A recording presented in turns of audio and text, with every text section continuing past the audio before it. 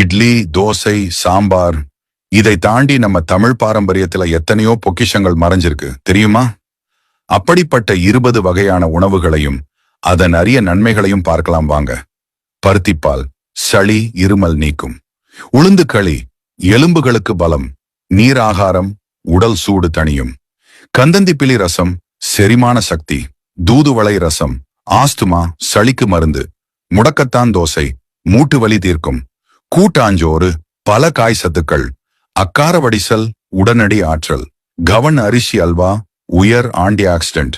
மணத்தக்காளி வற்றல் வாய்ப்புண் வயிற்றுப்புண் ஆறும். வரகு பொங்கல் சர்க்கரை நோய்க்கு நல்லது. தினை பாயாசம் உயர் புரதச்சத்து. பனங்கிழங்கு புட்டு மலச்சிக்கல் நீக்கும். சுக்குமல்லி காஃபி தலைவலிக்கு நிவாரணம். இஞ்சி முரப்பா பசியை தூண்டும். ஆவாரம்பூ டீ சரும பொலிவு. திரட்டுப்பால் உடனடி புத்துணர்ச்சி. வல்லாரை துவையல் நினைவாற்றல் பெருகும். நார்த்தங்காய் சாதம் பித்தம் குறைக்கும். கேழ்வரகு கூழ் உடலுக்கு குளிர்ச்சி.